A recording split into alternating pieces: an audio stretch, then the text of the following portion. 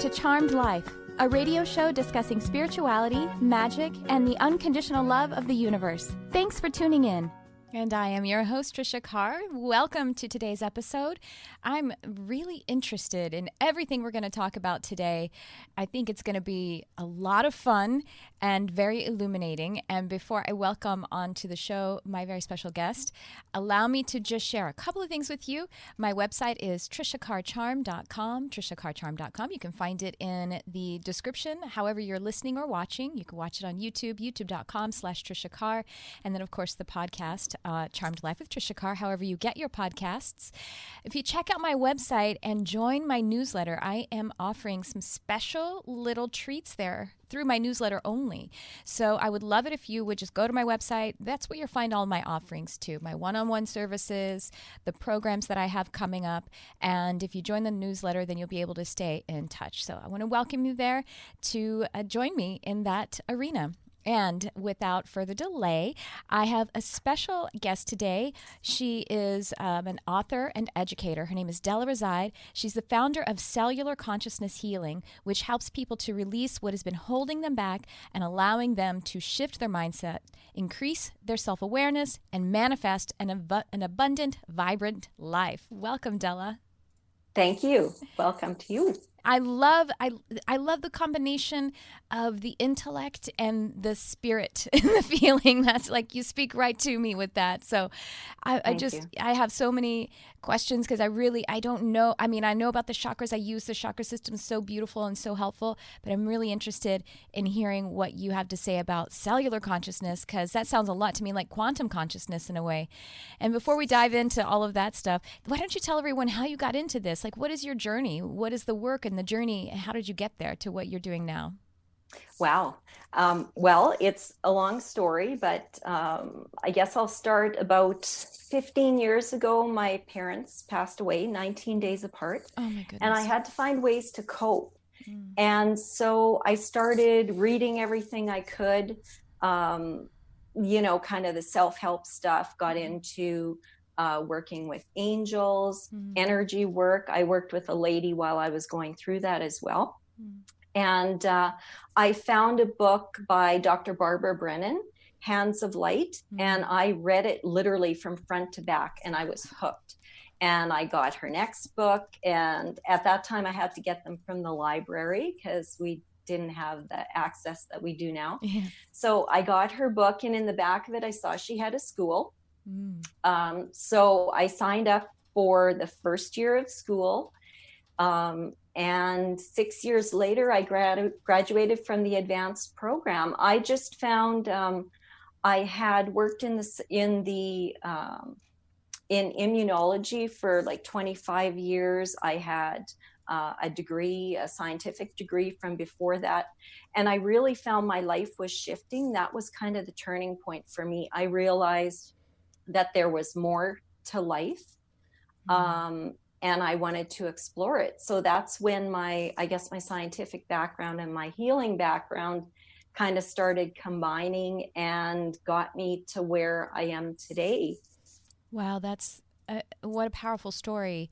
I'm actually I'm teaching a mediumship class right now, a 6-week program, and that's something I just spoke with them about day before yesterday. I popped in. We do it in a group. This is how we always hold these, and I told everyone, people are sharing their stories, and my mother passed and this and that, and I just said, it's just a very common way for us to open up to spirit more when we have loss. And certainly losing your parents is just about as profound a loss, because and it may be, even if it sounds like you were very close to your parents, and even if you kind of aren't, it's still, there's which goes right into what we're going to talk about, I think, but the energy that is contained in the intention, whether that intention is expressed by DNA and blood or by energy. So if it's your adoptive parents or if it's your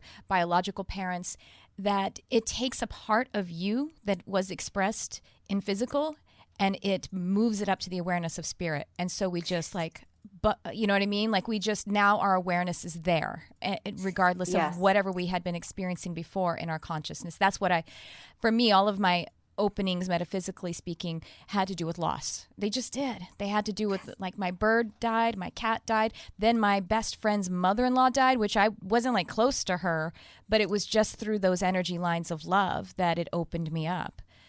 I agree. And that's what I find for me too, is that it got me to realize, and maybe it was always there, but that part of my life got me to realize that I could stay connected.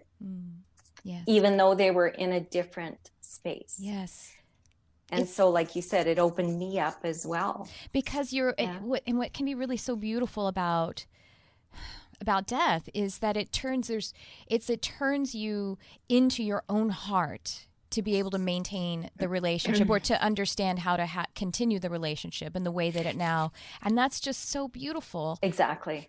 That's amazing. Well, thank you for sharing that, and I'm so sorry for your loss. How profound. Yeah. So cellular consciousness, I mean, what you're reminding me about, I mean, is epigenetics too. Like, tell us about cellular consciousness and how you developed this. I did. Well, I guess it's kind of a gift, but I'm kind of a quantum physics nerd too. Love it. Yes. So what I found was in about my third year of training, I started seeing things. Mm-hmm. And I found that when I saw things in people's bodies, I could actually start connecting with that energy. Mm. So do you want me to tell you kind of what cellular consciousness is? Whip it out. Okay. Whatever you got. Okay. So the way I describe it is cellular consciousness is emotions, trauma, stuck experiences that we're holding on to in our energetic field and our chakras that we may or may not be cognitively aware of. Mm. Okay. And what happens is as we go through life, and I talk with my hands, as you see, as we go through life, we have experiences. Mm-hmm. And let's say something happens to you when you're 3 and you're not able to fully express it. Either you don't have the words, the verbal capacity. Mm-hmm. Maybe it's not safe to do so. Mm-hmm. Maybe you just don't know how. So you bottle it up. Right. Mm-hmm. And then something happens again when you're 8. That's similar to that. It may or may not be traumatic. It may be something someone says to you at school. Mm-hmm. You also don't know how to deal with that. So you kind of bottle that up and you start layering it. Right. Mm-hmm. So then what happens is over time, if we keep doing this, we tend to hold it in certain areas of our body. Yeah. And what happens is if it's held in a chakra, it affects the expression of that chakra. Yeah. Okay. Yeah. So for instance, if it's held in your solar chakra, it could affect your self-confidence, how you put yourself out there in the world, mm-hmm. Even your self-care.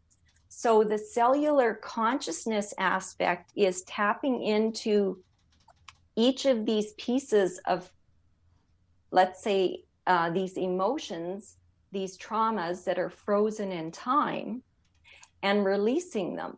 So when I do that, when I work with clients, I actually tap into, like, let's say that 8-year-old, and I have that conversation with that 8-year-old part of a person and get that energy to release. And then we go back and we do the same thing with the 3-year-old. Mm. So that's what the cellular consciousness is literally all these frozen pieces of time that we have been unable to express in our lives, and even goes into past lives. Mm-hmm. That's powerful work. I do that, as well. I think it's, what healing work really has to be is nurturing and freeing and healing and giving the love to that inner child, because she still exists. Yes. And she still needs to be heard. And that's why there would be so I'm a hypnotherapist. I'm in hypnotherapist training at a school called Hypnosis Motivation Institute, and a model that we use, which is very much an alignment with the chakra model, is body syndromes. And so we kind of look at the body, the symptoms in 5 different areas along the body there. And again, they all relate to, it is a model of the chakra system as well. And so if there is something going on with the, let's say, the pancreas, you know what I mean? Because that's right there in that area, obviously, where the solar plexus is. Exactly. And there's probably a 3-year-old or an 8-year-old, like you say, who's had her spirit broken and her will broken at some time. At least that was her perception. Because children are so fragile too. This is the thing is that I think sometimes people who had pretty balanced, respectively speaking, not necessarily outwardly very traumatic, that they think that they don't have, unfortunately they get overlooked because they're like, well, my parents were great. And it's like, yeah, of course they are, as humans go, but unfortunately we're still human. And so they couldn't possibly be perfect for you. And there's still, everyone has trauma. And it's not just your parents, it's society, it's peers, it's siblings, even though they were doing the best they could as children, but that, trauma is perceived by that fragile child.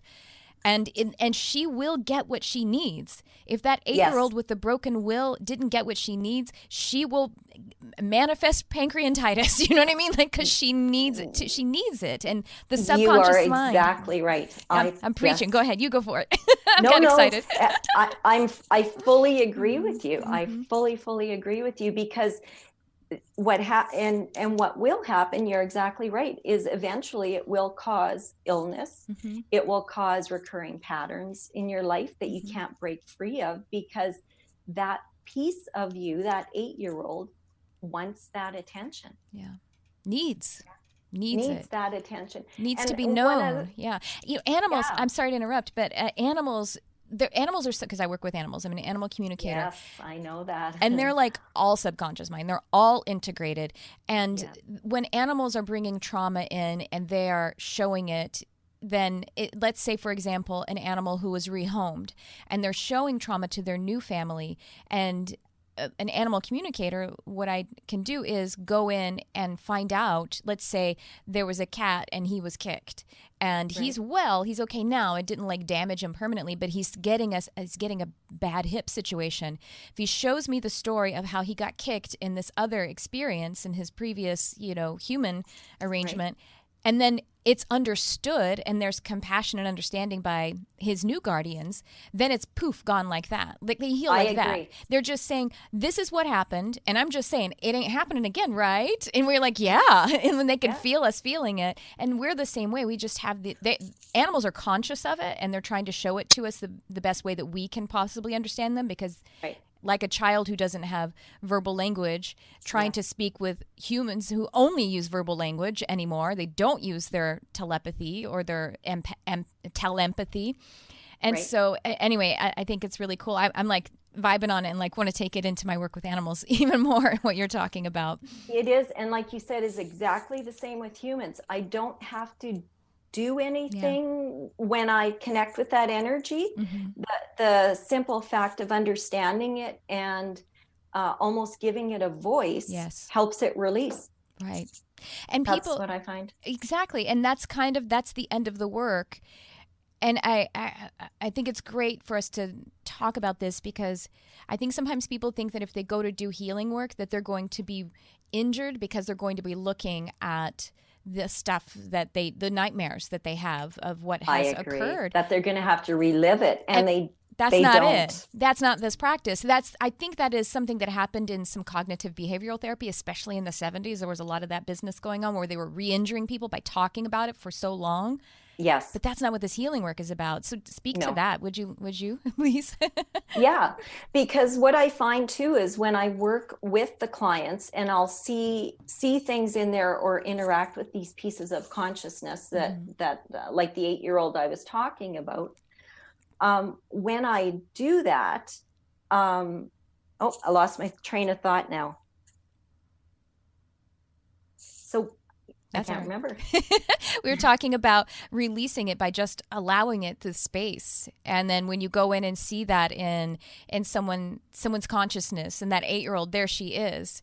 really just giving it space is kind of the end of the work, right? I think people think that they're going to be injured, but the thing is they're already at a state of injury. And the second that you shine light on it, go ahead. That's right. Sorry, it just came back to me. Good. When my face popped up on the thing, you're like, who's that? I know, it confused me. But yes, when you connect with that piece and help, you don't have to do anything to it, right? Yeah.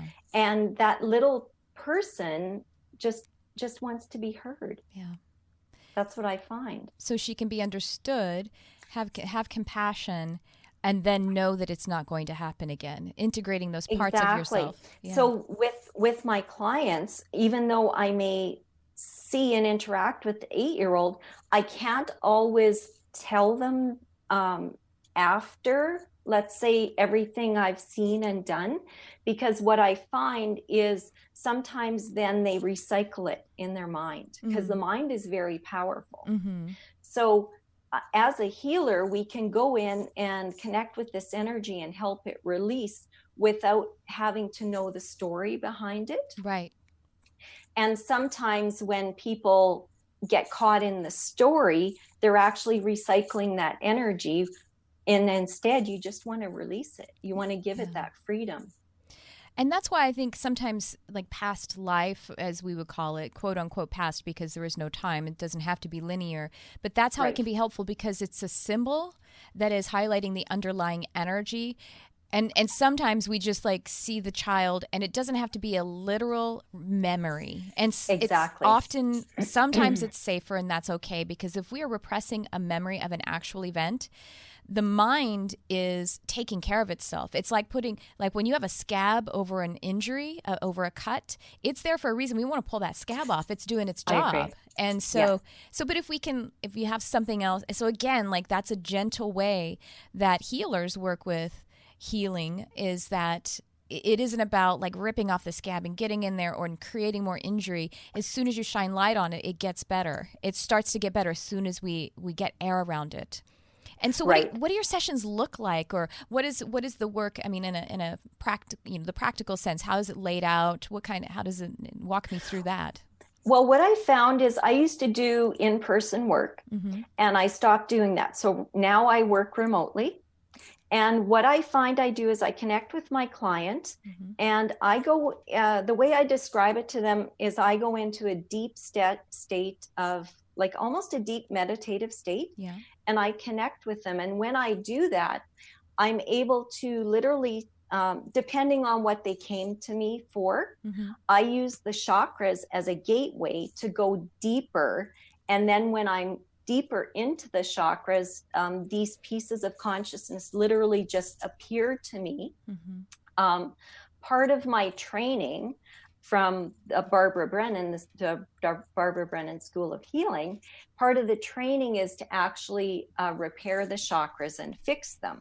So in addition to working with the consciousness and having these verbal conversations, I do the repair work if there's actual damage to the chakra as well.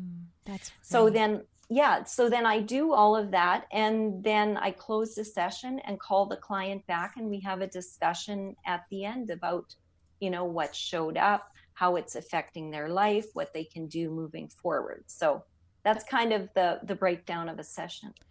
And do the clients set intentions in advance, or do you just go in without any prior discussion, or is there intention anything specific, or is it just for them to be open and heal generally? Well, it depends. Some people come to be open and healed, but I'd say 98% of them come with an intention. Good. Yeah. They come with an intention. We have a brief discussion before I start the session. Okay. I always check, what would you like me to work on? What are you looking for help with and stuff? So that kind of gives me indication of where to even look in their body, because the body on the level I go is very, very deep. So for me to do a general body scan is fine, but to help them with specific things, I kind of need to know which area of the body I'm going to. Right. So yeah, they set the intention. And it also is reminding me of theta healing. And theta healing, we go into the deep state, which is expressed by our brains as the theta brainwave activity. And so that kind of trance, are you familiar with that? Is that something that you're aware of? I've heard of it, but I'm actually not familiar with it, so I can't. But yeah, that sounds like what I do, but yeah. And when we're doing that kind of work, as you're talking, because you're having the discussion, you're going in and you're looking at the chakras and having the pieces of consciousness show up, healing it. And that's actually because when we're doing it as we're discussing it, that's called the alpha theta crossover. So that's what intuitives tend to do, or healers do. We're going so deep, pulling things up and come up to alpha, which is a lighter trance, so we can actually be a bit cognitive and discuss it. But it's still at the end, right? You don't remember anything from your sessions almost ever, right? No. Yeah, no. because there is amnesia there, because we're not using the part of the mind, the conscious part that is mapping things literally and everything, so yeah. Exactly. And when I'm done a session, I usually feel like I've traveled, I don't know, lifetimes and dimensions, and it's very hard to describe. Right. Yeah. I feel you. I know all about it. Yeah. It's people, some people take, which is, I think, a legitimate. People take substances, mushrooms or ayahuasca to kind of have the experiences that we're describing. I think so, and I think it's valid. I definitely wouldn't say that people shouldn't do that, because it's a very deep part of some people's spiritual journey. But for me, it's not, because for me, I'm already doing that. I agree. And I don't think, I'm not saying one's better than the other. Certainly it's more sustainable to be able to do it without any aid, because you can't do mushrooms every day. I don't think anybody would ever do mushrooms every day. That would be insane. Can you imagine? But yeah, to have that training, to be able to just get into that is so powerful. So let's talk about your personal practice, like meditation and everything, because I think that is the cornerstone for the life. Yes. I agree. And I find when I skip my meditations, I feel it. I feel it physically. I feel it mentally. So yeah, I have to confess, I'm not perfect, but I try to do my meditations every day. I definitely, before I do a session, I take time to get grounded, set the space and all of that. So meditation is a huge part of what I do. I don't practice just one type of meditation. I like to wing it.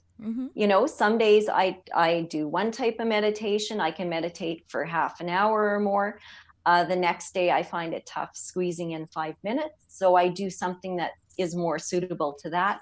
But I really think the consistency of doing something is really important for everyone. Yeah, I agree. Consistency, because you are going to the truth of who you are, going to your inner being, or making contact with spirit, whatever perspective you're taking in on that. And so it is definitely, it is the cornerstone. A lot of people that come to this, I mean, I didn't even know that I was meditating, honestly, when I first started this journey, metaphysical journey. I was looking to heal my wrong side out empathic nature. And I had a coach who was walking me through, actually, the sessions that we would do were chakra questioning. And she was like, you don't have to know anything about chakras. I'm just going to say the name of it and tell you basically where it's located and have you just put your awareness there. And it was really awesome. I didn't have to study chakras. She's like, so the top of your head, feel that, and its color. I think she may have given me its color, and then we would just ask it questions. And then after that, I was hooked, because I was like, I need to do that again. And I was not necessarily looking at the chakras every day, but I find that to be a very powerful practice, a self-practice. It is. And what I teach people in my workshops and stuff is I teach them how to do that with their cellular consciousness. So if they have a part of their body that's maybe where they have chronic pain or tightness, or maybe, like I was talking about before, recurring behaviors, I'll get them to do the same thing as you just described with that area of their body. And I'll get them to go in and connect with the consciousness that's there and have that conversation. because I think that's as powerful or even more powerful than me doing it for them. Definitely. And I think it is important because we have this thing that we tend to want to reject the pain and reject the part. That's the ego, because the ego is terrified of pain and wants to, the ego, or the physically oriented mind, thinks that it needs to get angry and run away from something. It gets in fight or flight, essentially. But if we reject the part of the body, then that's just going to make it chronic then, or prolong the healing. We actually have to invite it in more deeply, again, like the child who is wounded. You don't reject a child because she's upset and hurt. You bring her in closer and ask her what it is that she needs.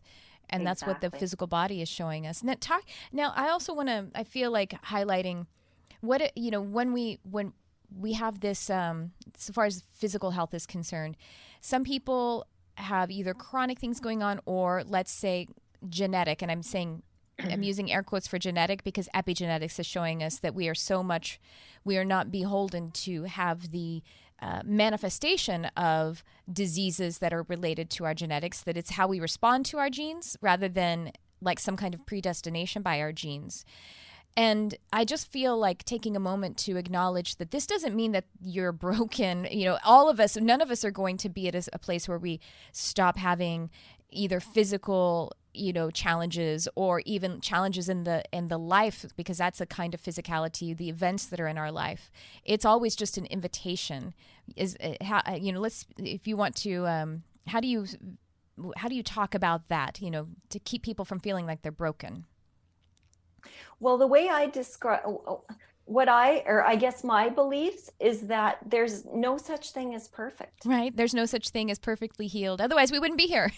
Exactly. Yeah. And even for myself, I have celiac disease, which means I can't eat gluten, right? But I don't consider myself sick. Right. It's a way I have to live my life, and I choose to live my life, right?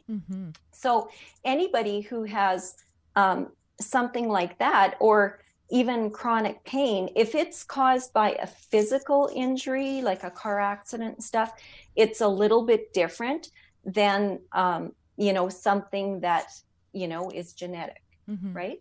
But I don't believe there's any right or wrong. I think it's learning how to work with it for you and how to make it work for you and get rid of that judgment. Yes, absolutely. That judgment is just the place of separation. Whether you're judging yourself or something else, it's just separation. So it's not integration. Right. And I think people have to get to a place where they accept themselves and they can integrate. And so you like you said, you worked in a corporate setting in immunology, and then you transitioned into, so you actually do work alternative medicine. Is that correct? Now, would you call some of this? Okay. Talk about some of the other, some of the things that people experience in this work and the growth, and just, what is alternative medicine offering us in general, and in the work that you do specifically? Wow. Well, I personally believe that with like my scientific background, right? I believe that Western medicine has its place, and I believe that alternative medicine has its place. But I also believe they can work together. Yes. Because for years, that's what I did. I worked in my corporate job and I was training. So at first I found it difficult to combine the two. But when I let go of trying to do that and just let it happen, it did. So the alternative medicine, I would say, I go back to getting people to trust what's right for them. If they feel like they need something, then they have to trust that. If they feel like they need to, use Western medicine, then they have to trust that. And I think the two can be used at the same time. And people just have to trust themselves and trust their instincts and what they're feeling about their own health, their own well-being. I agree. Does that answer your question? Yeah, no, I just wanted to, Okay. I want to talk about it. That's all. Okay.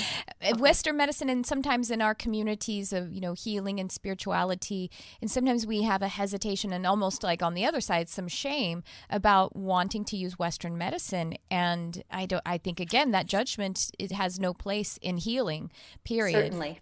I actually had, I was almost blind. I was going blind until a year ago, and I had 2 eye surgeries. I had another eye surgery 2 or 3 years before that. And finally, the sight is all put in alignment. And for a while there, before I did, it's kind of scary to get surgery on your eyes anyway. So I took my time getting. I can imagine. Yeah. Yes. And so I looked into. I did a quantum healing hypnosis technique session. I did a few sessions to really go into my decision about getting surgery on my eyes. And I didn't really feel judgment or shame. It wasn't that, but I just wanted to give it a lot of awareness before I did it. And I mean, it was awesome. And I really came to the conclusion by doing all of the work that I did around it that I wanted to use this technology. And why not? I use technology every day. And technology is something that's really cool. It's our bodies are technology that our soul is creating all the time. And so that technology was a real shortcut for me to get my vision in alignment. Now, the thing is, I still have some energy I'm working on because now I'm starting to get other things around my eyes. I get like skin issues and stuff, which I didn't have when I had the sight issue. So I'm like, okay, right. I hear you, sweetie. You need some more loving in there. Yeah. So they again work hand in hand. I use the medicine, which was great and wonderful, and now I'm having to do some of the energy work too.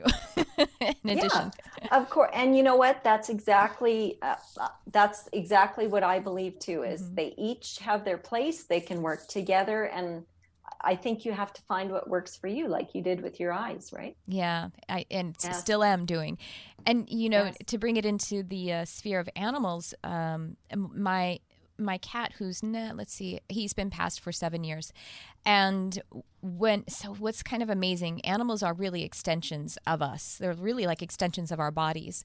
And speaking of how beautiful the transition process is, and what is done, the kind of beautiful, profound work that is done, is that animals, I find, tend to use their transition to transmute a lot of energy for us. So they're having their physical, transition. They're going to go from physical to non-physical. So they bring into their body things that they can move out with them. And so my cat, and this is, again, I want people, when I need people to hear it, don't feel guilty about that. It's their honor to be able to do this kind of work. My Aramis, my kitty, one of his symptoms, leading up to his death was blindness. And that was like several years before my blindness started to really come in. And then again, a catalyst for my opening. It's kind of wild how they just are interesting. The spiritual expression of us as our, as family as we are. Yes, I'm very close to, we have some animals, and recently lost one. And so I'm very close to them as well. So I can, and they mirror us in the same way that our bodies are mirroring what's going on with us in the mind and in the spirit. So, so all right. So you do workshops as well. So what are your workshops like? My workshops is where I take people literally on a deep dive into their own cellular consciousness. Oh, wow. And, they vary in length. People almost, I would say everybody that's attended them they're almost blown away that they have the ability to do that. But I believe everybody can do it. It's kind of learning how to do it and getting out of your own way, and basically believing in yourself. Like they have the ability to listen to their own body, and the more that they get in tune with that, the healthier and happier they'll be. So that's what I do in my workshops. Basically, is I take them on, we do a few warm-up exercises to get them to actually feel energy if they're not familiar with that, if they have no previous experience, with energy movement. So we kind of warm up doing that. And then I get them to place, you know, their hands on their body. And then I take them on a deep dive. Oh, that's great. And so it's very profound. Like group journeying, like group journeying, and everybody there with the intention, it really magnifies their facility to do it, because the intention is contagious and exactly expanding. And I do it with them. So then as a group consciousness, right? So yes, so beautiful. Yes. And so how many people tend to, like, what are the different sizes of groups that you work with in these workshops? I've done, honestly, I've had 2 people and I've had like 50 people. So I find the more people, the deeper the group consciousness is. But I've also learned how to work, you know, with the smaller groups as well. So I basically hold that group consciousness energy so they get that full experience as well. Amazing. Yeah. And the so what do the journeys look like? Do you play some kind of track, or you just lead them in spoken guidance? I lead them in spoken guidance. And using hands-on. So some of the work you do, like you said, you used to see people in person. So the hands Correct. of light, is that hands-on kind of healing? For the workshops, you mean? Either the workshops, or is that a part of what you have done in your work? Is actually hands-on healing? I used to. I don't do that anymore. Okay. I did that when I first graduated. I did hands-on, but then now I basically do hands-off. So I do it remotely using my mind, for lack of a better word. But when I run the workshops, I like to give people a tangible experience.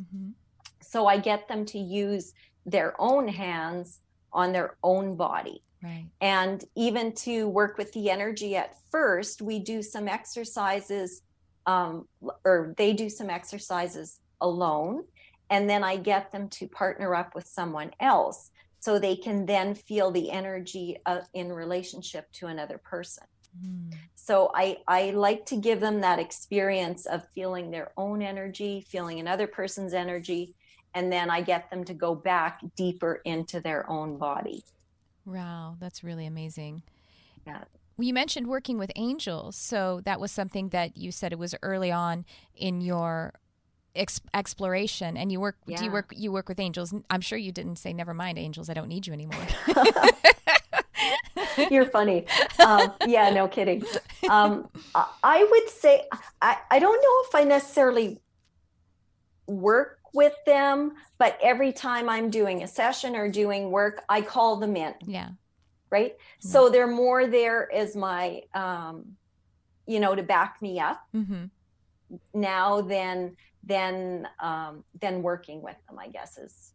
Well, yeah, and they don't need any attention, so it's not like I think they are always there. Yeah. And sometimes I get that question, like, well, how many guides do we have? How do we know who to work with? How do we? And I'm like, I don't know. Mostly, I'm walking around, and it's just a collective that.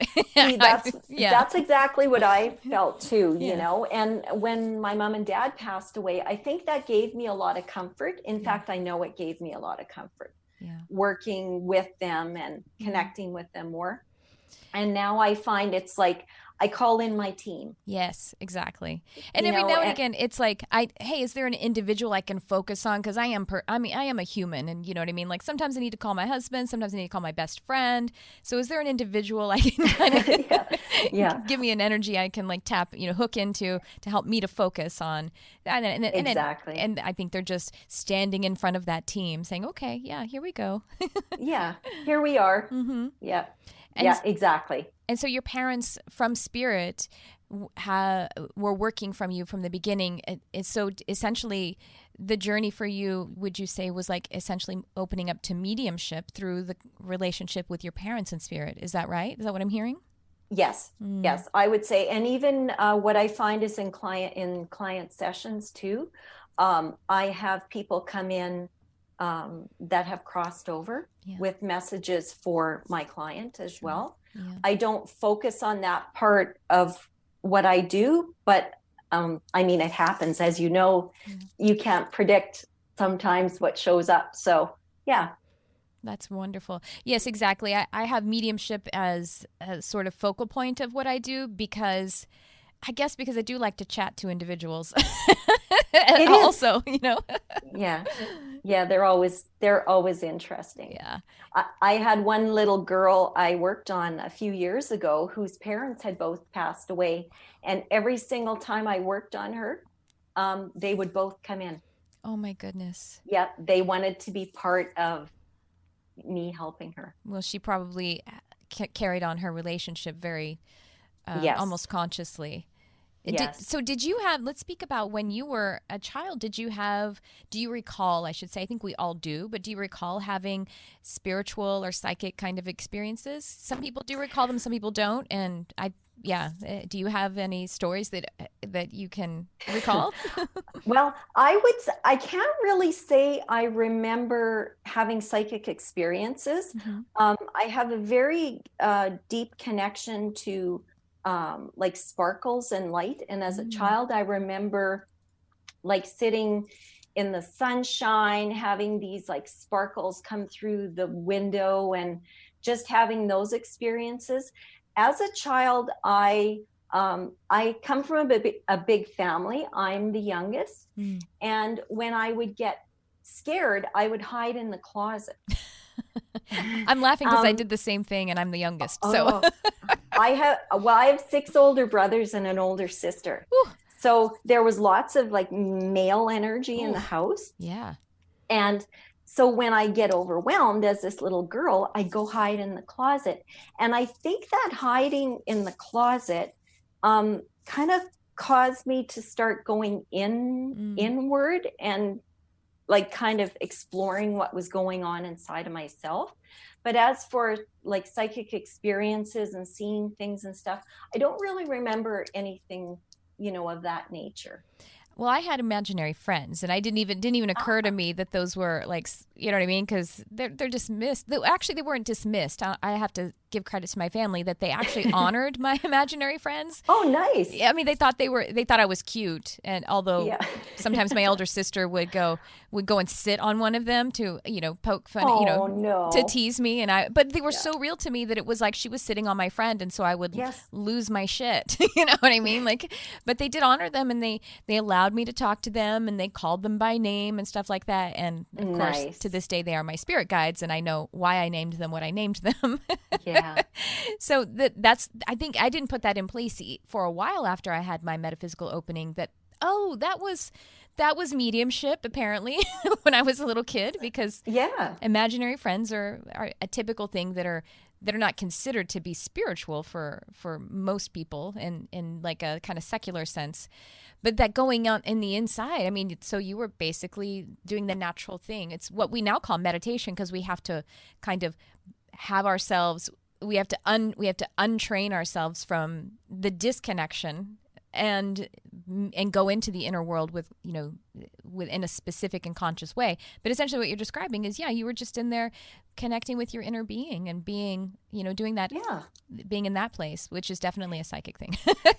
In a way. And I even find now when I do it, it's like it's almost like when I meditate, I'm going back in my closet. It's nice and safe, and it's, Well, that's so I think I just started early on, I guess. Definitely. It's like all of this is very natural. But when you say, I come from my first spiritual seeking paradigm was actually Christianity. And there's a Bible verse that talks about, when you pray, go ye into your closet. And, oh, really? Yes. Really beautiful. And maybe it meant your bedroom, but the word is closet. But it's that sacred inner communion. It's so powerful and so important. It is. And so, especially in today's world. Yes. And it's not boring. I want us to say that. It's not boring. Meditation isn't boring. No. It's actually the most amazing thing. We're talking about tripping with dimensions and sparkly, it's everything. It's way more interesting than Netflix. Yeah. And I get inspiration. I literally keep a pad of paper beside me when I'm meditating, because things just pop into my head, and and I make a quick note and I go back. It's amazing. So how can people start to work with their own energy today? Would you recommend learning or reading or about the chakras a little bit or something like that? What are some pointers you might have? I would say, well, I think meditation is a really good place to start. You don't, and even the thing with meditation too is there's no rules. I know some people believe there are, but if you can find something, whether it's knitting, whether it's fishing, whether it's some meditative thing, you're getting yourself to that state. And when you're in that state, you're more likely to connect to your inner being and listen to your body. So I would say a good place for them to start would be to start some type of a meditative practice, whatever that means to them, whether it's 5 minutes of sitting still, focusing on their breath, or it doesn't matter what it is, but start with that. And they could learn about the chakras, do some reading, get some books. You know what? Heaven forbid, we've got Google at our fingertips. And right? And there's tons of information out there. Start doing some reading. And I mean, you're going to find everything that you want to know, but use what works for you and use what resonates for you and let the rest go. You don't have to believe it the same way other people believe it. Find what's right for you.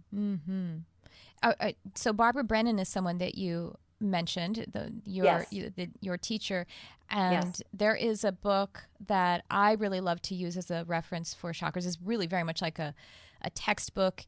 Anodea Judith, always have to say Wheels of Life, Eastern Body, Western Mind. Yes, Eastern Body, Western Mind. Because she has a lot of Jungian psychology that is, I really love too, that is sort of woven in to the development, the understanding of the chakras. And I have that in hard copy. I have it in on a Kindle copy, and I also have it on audiobook, because you can just play stuff like this and not have to over intellectualize it, but let it seep in and let the just, the inspiration just strike you, and it works. Yeah, Kurt's putting up a picture of that book. I love it. And are there any other authors or podcasts? I know there's actually a podcast called My 7 Chakras. I think the host's name is AJ. I was actually on it probably 2 years ago. Okay. So, yeah, I haven't. So that might be a good sort of recommend resource. Recommend another podcast to you all. Just come back to me too.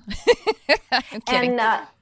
And I forget how to pronounce her name. Anodea Judith. Yes. She's also got another book called Wheels of Life. Ooh. I wonder if that's newer than the Eastern Body, Western Mind. I'm not sure. I'll have to check it out. I love her stuff. I've read it from front to back as well. Yeah. Anyone else? Any other books that you would recommend for people to start with on their practice, or whether it's the chakras or meditation or their inner communion? I have bookcases full of books. Oh, you're an author. How about let's talk about your book? Hello. My book, yes. This is Anodea Judith. Yes, that's the one I was talking about. That's a really good book for them as well. My book is about I'm all about getting people to connect and listen to their own bodies and stuff. So my book is about how to get people to connect to their own heart. So basically it's I wrote it after my mom and dad passed away. And it's based on all the exercises I used to connect with myself again, because after that happens, there's a period where you feel very disconnected. Yes. Right? You feel lost. Yeah. And so when I was going through that and doing all the reading that I talked about before, I found all these ways to help myself. And so my book is based on all of these ways that people can start really paying attention, noticing synchronicities in life. I've got stuff in there about meditation. I've got little exercises that they could try. So it's full of exercises that people can really work with and start listening to their own bodies again. And it's almost a way to get them to feel into their heart, I guess, for lack of a better word, you know, listening to words of songs, you know, what speaks to them, you know, like I said, the synchronicities, opening a book and noticing, okay, is this the right message for me? You know, just little things that they can do to start getting in touch with themselves again. And tell everyone the title of your book. Oh, the title is The Sweetest Thing, Everyday Exercises to Easily Access the Wisdom of Your Heart. And one very interesting thing with this is I always set an intention before I go to sleep at night. And when I was writing my book, I needed a title for it. And so before I went to sleep, I set my intention, okay, I want to get guidance on a title for my book. And this is no word of a lie. In my dreams, I stepped into a glass elevator and Oprah Winfrey was in there, whom I love. And she had a book, a paperback book, and she didn't say a word to me. She held it open like this, sideways. It said, The Sweetest Thing. Oh my God. And I woke up in the morning, it's like, oh, I got the title for my book. Oh. So that's where my title came from. And the sweetest thing is that sweet spot that you feel in your heart when you feel, you know, that love, that peace, that freedom. That's the sweetest thing. So that's kind of the background to that. I love it. Oprah is your spirit guide. She's a lot of people's spirit guide. I know. A lot of people's inspiration too. Wow, what a beautiful story. I love that glass elevator. I'm going to have to call it in sometime. Cool. I connect with Prince, and I actually the artist Prince, and I actually connected with him in dreams and astral travel before he passed even. And so as you're saying that, like you're telling the story reminds me of my Prince encounters. And also, of course, in Let's Go Crazy, he's like, I'm not going to let the elevator get us down. So yours had an elevator in it too? Well, it had Prince, and he's not going to let the elevator break us down. All right. Well, we are actually out of time. This has been so much fun. That went quick? It always does. Yeah. We get in that zone. And so is there anything else you want to share with folks before we sign off today? And it's been such a pleasure to chat with you, and thank you for the work you're doing. Thank you. I just want to share with them, you know what? Believe in yourself. Yes. Listen to your body. Trust your instincts. And you know what? You'll know. There is no right or wrong. There really isn't. Just explore and have fun. I love it.